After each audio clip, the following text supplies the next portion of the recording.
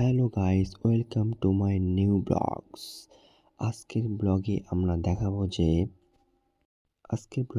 দেখাবো যে গ্রামের যেখানে মাছ চাষ করা হয়, যে মাছটা বড় বড় রেস্টুরেন্টে নিয়ে যায়, সেখানে আমি আপনাদেরকে দেখাবো। আপনারা কন্টিনিউ দেখবেন, দেখলে বুঝতে পারবেন যে কেমন জায়গাটা। সেই জায়গাটা যেখানে মাছ চাষ করা হয়। দেখতে পাচ্ছেন চারিদিকেই মাছ চাষ করার ঘেরি আর ঘেরি। এখানে মাছ চাষ করা হয়। এখানে মাছ চাষ করে বড় বড় যেখানে আড়ত আছে সেখানে বিক্রি করতে নিয়ে যায়। সেখান থেকে বড় বড় ব্যবসায়ীরা এসে নিয়ে যায়। নিয়ে গিয়ে বড় বড় রেস্টুরেন্টে কন্ট্যাক্ট থাকে, সেখান থেকে নিয়ে যায়।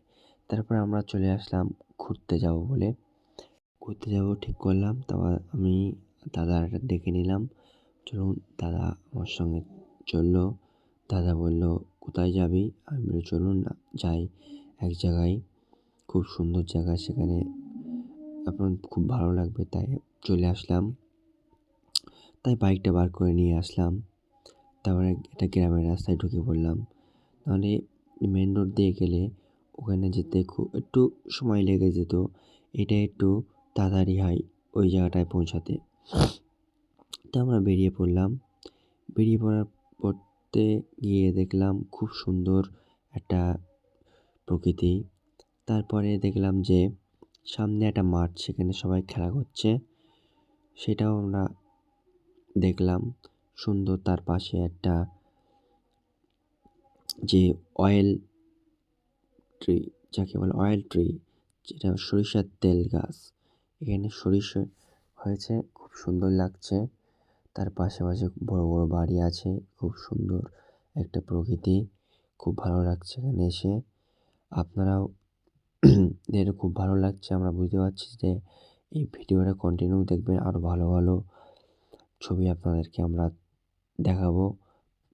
প্রকৃতি এখান থেকে যাচ্ছে, এটা হলো গ্রামের রাস্তা, তো তাই এখান থেকে একটু ধীরে ধীরে যাচ্ছি, যাতে হঠাৎ করে কেউ যদি চলে আসে তাহলে আমি ঠিক ব্রেক করে আবার যেন নিয়ন্ত্রণে রাখতে পারি। তাই এখান থেকে স্লোলি যাচ্ছি। গ্রামের রাস্তা তো, খুব সুন্দর একটা প্রকৃতি, আমারও খুব ভালো লাগে। আমি প্রায়ই এখানে আসি, ঘুরতে আসি, আমার খুব ভালো লাগে। তাই আপনাদেরও ভালো লাগবে। ভিডিওটা কন্টিনিউ দেখুন, আরও ভালো ভালো জিনিস আপনাদেরকে আমি দেখাবো। চলুন, আমরা এবারে মেন রোডের দিকে এসে গিয়েছি প্রায়। মেন রোডে উঠবো। মেন রোডে উঠে আপনাদেরকে একটা জিনিস দেখাবো, যে রাস্তার কি অবস্থা দেখুন। রাস্তায় পুরো মাটি পড়ে, মাটির গাড়ি গিয়ে মাটি ফেলে রাস্তার খুব বাজে অবস্থা। যখনই যদি একটু বৃষ্টি হয় তাহলে এটা পুরো কাদা হয়ে যাবে, আর অ্যাক্সিডেন্টের প্রভাব পড়বে বেশি। অ্যাক্সিডেন্ট হবে বেশিরভাগ গাড়িটা, বেশি তো হবে বাইকটা বেশি হবে। বাইক, অটো, টোটো এগুলো তো বেশি হবেই, কারণ ব্রেক টোটালি ধরবে না। বাইক বলে না, সব গাড়িতেই অসুবিধা হবে। তো ব্রেক তো ধরবেই না, ধরে স্লিপ খেয়ে এখান থেকে অ্যাক্সিডেন্ট হবে।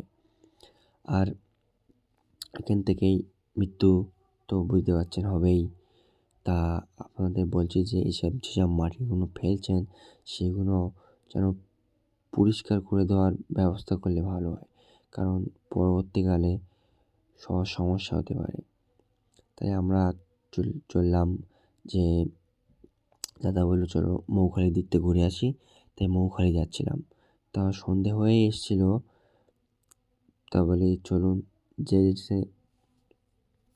যাচ্ছি রাস্তায় অনেক মজাও করেছি, সেগুলো আপনারা দেখবেন এই ভিডিওয়, বুঝতে পারবেন ভিডিওটা দেখলে কি আমরা মজা করেছি। নতুন বাইক কিনেছি তো, তা মাঝপথে এসে আমরা একটু যা করলাম সেটা আপনি দেখুন। দাদাটা আমার সঙ্গে রেস লাগাচ্ছিল, আমরা বললাম না থাক, আপনার সঙ্গে রেস লাগাবো না, কারণ রেস লাগালে পরবর্তীকালে সমস্যা হতে পারে। এখানে যা গাড়ি আসছে, তা আমরা এমনি গাড়ি চেক করছিলাম, নতুন গাড়ি কত তাড়াতাড়ি ওঠে MT-15। আমরা দেখলাম যে খুব সেকেন্ডের মধ্যে আমাদের 90 পার করে দিয়েছে। MTর জাস্ট পাওয়ারই আলাদা। জাপানিজ টেকনোলজিস বাইক তো হাই পারফরম্যান্স এবং হাই কোয়ালিটি ইঞ্জিন।